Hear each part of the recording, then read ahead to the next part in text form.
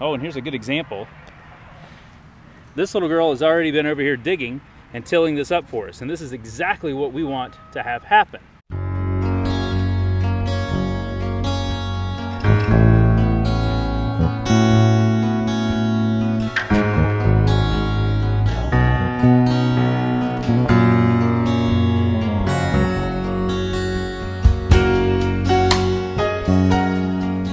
This is exciting. This is a map of our property.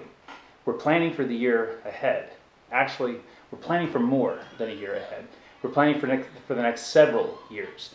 See, we went to Wake County, which is the county that we live in, to their GIS department just a few days ago, and we got this map. It's an aerial view of our property. And with this map, we're able to see a lot of detail about our land, about our borders, and really start to get an idea of where we want to put things. So we've got this map, and it's got orientation, and we know which way the sun patterns are. And having lived here for a couple of years already, we're pretty familiar with a lot of the details, but this was really, really helpful. And this is a critical step in us building our homestead, and especially in having a good permaculture plan. Maps are really important. It doesn't matter if we're going to go on a long trip somewhere, or if you've got to make plans for something you're going to do in the future. Having a map, a road map, a map of any kind is helpful just so that you've got a plan. And it doesn't always mean that you're going to follow it exactly to the letter. It just means that you've got a general direction that you want to go in. Now, sometimes it does work out where you follow that exactly. But what we're learning is that we have to have a map, a plan, if you will, for our homestead. So like I was just talking about inside, we've gone ahead and we've sketched out some of the places where we want things to be, and we've noted that on this map. And this is going to become one of our most important documents for our homestead. You know, I've mentioned before that we've been watching Justin Rhodes' blog for a long time, and if you haven't checked him out, I would strongly encourage you to. But we were learning from him in his 10-hour homestead course that one of the first things you've got to do is you actually have to build a plan, and that's something that he did, and we've been able to see just watching his videos how that's been beneficial to them and to their family. So we've taken a little bit of time to go ahead and build out our map, and I want to show you around now, so let's go ahead and take a look around the property. So if you've seen any of our videos already, you know about our chickens, and we're not going to change that. We actually put them there before we really knew much about permaculture. We knew that we wanted to have chickens in a particular place on our property. One, we kind of wanted them a little bit further away from the house so that they weren't there right when we stepped out of the door. But two, we wanted a little bit of space for them. And it worked out really well because we were able to build this coop. So in one of our most important zones in our property on our permaculture homestead plan is we've got chicken coops with compost bays right here beside them so that we can dump food scraps in, they can eat from them. But then also we've got our fencing right out beside that. With that said, oh, and here's a good example.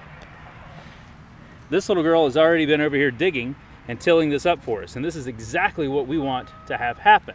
What we envision is this spring, really actually just starting in just a few weeks from now, this is going to be our main garden area. So as you can see, we've piled up leaves, we've got food scraps, compost, chicken poop, everything going in right here, and we envision this being an area where we're going to be able to grow. Now, right now, we've got grand plans for all kinds of things that we're going to grow. And we might be able to do most of those, or some we may not, but that's okay. We've got a plan, and we're going to be able to try to work it. Again, this is one of our most important zones, and as you can see, it's not terribly far from the house, and that's important in the plan because we want to be able to come and go every day. The other thing that's really important about this space is that it's wide open to the south. So this open space right here is very, very sunny in the spring and summer and early fall. Another zone that's really important to us because it's so close to the main garden is going to be this one right here. So this is almost kind of a zone 2 for us. And what this is going to be is, or at least what we're envisioning this to be, is a place for our pumpkins, our gourds, watermelons, things like that, things that are growing on vines. One of the first pieces of advice that we heard when someone was talking about planting apple trees is you can never plant too many yesterday. So that's probably about 2 years ago is we put in this apple tree right here. Now it's not big. It did produce one apple last year. Unfortunately, the apple probably got eaten by a deer. It was gone one day, which is disappointing to us, but we know that it will fruit. And that's good. So we've actually got this up here close to the road. As you can hear, there are a few cars that are driving back and forth. So we kind of envision this as being something of a screen from the road, but it also will provide us with a lot of good apple. When we moved to this house, one of the things that Melinda told me is she absolutely wanted to have an herb garden. We envision this as being our herb garden. So you might look at this and say, why? Because the ground's kind of hard, it's right here beside a driveway, maybe that's not the best of all places. Well, actually, again, it's south facing, so it gets a lot of sunlight, which is good for the herbs, but more importantly, it's not terribly far from the house. And what we've read in our planning is that you do want your herb garden to be pretty close to the house, so that way you can walk out, get what you need, you don't have to go a great distance. So what we're planning to do is to bring in a lot of compost right here. We'll top it off with mulch, so that way we can kill a lot of the weeds and any of the scrub grasses that are down underneath. And go ahead and get the soil ready so that we can begin planting. This will probably take us 2 to 3 years to really be able to grow in. But the good news about herbs is that they grow quickly and we'll have a lot to work with.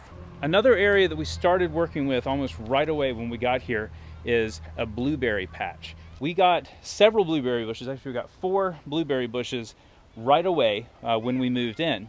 And we got these from a local grower. And then again with the Tractor Supply buying that we did last fall, we were able to pick up 3 additional blueberry bushes from them at, I think we might have spent $5 total on all 3. We're also planning, we've actually got on order right now to go in this area.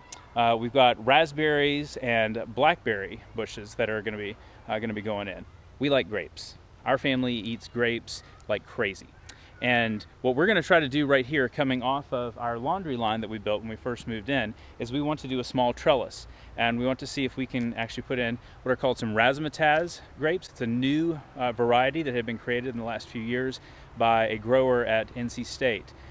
So he is apparently an expert at growing these particular types of grapes. We're looking forward to getting one of those. We may not get that one this year, we'll see. We've got to make sure that it lines up with our budget, but if we can get that and put it in place here, we'll be able to enjoy a lot of grapes in the future. Our final area that I wanted to show you is what looks like just kind of some scrub land. And we call this our woods. It is a small wooded patch. This is what leads down into the creek, and you can kind of see maybe on the back side back there some of the signs of where the creek is. What we'd like to do, and we're treating this as like a zone 5, which is the furthest out point from the house. It's one of the areas that we touch the least, but that also means that we can put some things back here that we don't have to interact with nearly as often.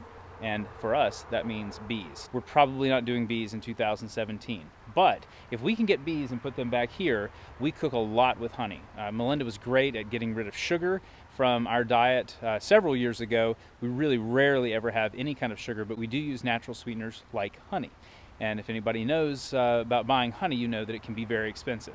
And we're not saying that we'll be able to completely replace what it is that we buy, but even if we could get just a little bit to supplement what we're buying, then that would be a big win for us. So what we see is being able to locate some hives somewhere back here in the woods, because as we get into summer, this grows up, you really can't even see back in there nearly as well. It's also good because the kids don't go back there, and kids, bees, not the best mix of all. So it'd be a good spot to have for them. So there you have it. It's not a complete plan. We're just in the early planning stages, but we wanted to show a little bit about what this actually looks like for us and how we're going about trying to prepare our homestead so that we can put it to work for us. Now there are a lot of other things that I could show you, but we just don't have time to get into it right now. And you can see the sun is pretty much going down. It's already down beyond the horizon at this point. So got to go ahead and get on inside, wrap things up for today.